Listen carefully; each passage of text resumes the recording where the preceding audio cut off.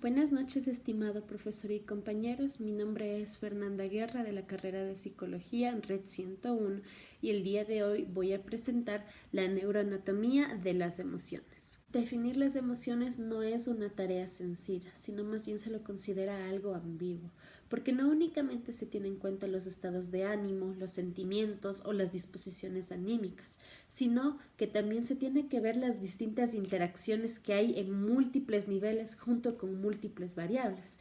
Por eso, varios investigadores como Darwin o James han llegado a distintas conclusiones que no siempre son concordantes. Hoy por hoy existe mayor investigación neurocientífica en este campo, lo cual nos llega a concluir que las emociones contienen varias funciones cerebrales en el eje neuronal y todo esto se da en redes estructurales que se encuentran interconectadas entre sí. Aunque existen diversas opiniones, vamos a analizar las tres regiones cerebrales claves para que se den las emociones.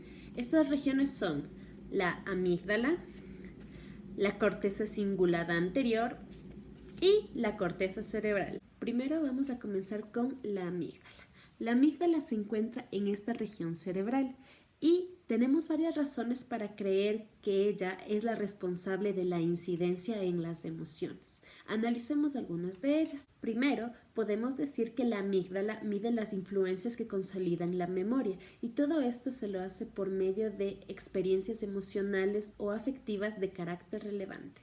Segundo, la amígdala ayuda a reconocer las expresiones emocionales. Es por ello que a las personas que padecen de lesiones bilaterales se les hace muy difícil poder reconocer gestos o rasgos que las personas expresan, y todo esto conlleva a que tengan una mala interacción social. Y tercero, la amígdala se encarga de generar respuestas de alarma y de defensa ante situaciones amenazantes. Se realizaron varios estudios con roedores y se pudo concluir que existen dos vías por las cuales se presentan las emociones. La primera vía es la vía talámica de procesamiento rápido, que es donde entra el estímulo. Y la segunda es la vía cortical lenta, en donde se representa en cambio dicho estímulo. Ahora analicemos la corteza cingulada anterior. La CCA contiene una porción rostral emocional y una porción ventral cognitiva. La CCA contiene también una función autorreguladora del córtex frontal junto con la atención, la memoria y el control ejecutivo. La CCA juega un rol muy importante en la función de la autoconciencia por medio del núcleo parietofrontal. Todo esto incluye una función emocional evaluadora de experiencias tanto positivas como negativas. Todo esto conlleva a un aprendizaje, en donde la conducta se relaciona con la motivación personal. Y como podemos ver en esta imagen, es aquí donde la corteza cingulada anterior se ubica en la región cerebral. Por último, vamos a analizar la corteza cerebral. Como podemos notar en la imagen, el campo que abarca es muy extenso en el cerebro, pero nosotros nos vamos a centrar en la corteza prefrontal y sus laterales. En la CPF podremos encontrar la corteza orbitofrontal y la ventromedial. Estas secciones se encuentran estrechamente relacionados tanto con el placer como con la aversión de manera personal y se puede reforzar o se lo puede considerar como una amenaza a toda la información que llegue hacia el cerebro. También en la corteza cerebral encontramos la región dorsolateral.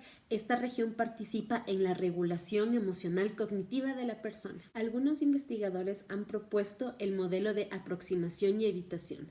Este modelo establece que en el lateral izquierdo del CPF se pueden encontrar los afectos de aproximación, mientras que en el CPF, en el lateral derecho, se encuentran los afectos de evitación. El afecto de aproximación del lateral izquierdo tiende a expresar emociones más positivas, mientras que el afecto de evitación del lateral derecho tiende a mostrar emociones más sensibles y muchas veces esto se proyecta en inhibición de conducta. La corteza cerebral contiene subprocesos lateralizados orientados a metas.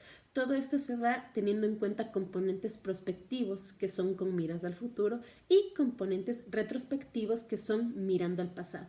Todo esto se va orientando mediante las metas que se tengan en el presente. Damos gracias a investigadores y a Jaime Silva, autor del artículo del que me he basado para dar esta disertación, que nos han ayudado a entender un poco más la neuroanatomía de las emociones para poder comprender cómo se dan y cómo nosotros lo podemos procesar en nuestro cerebro.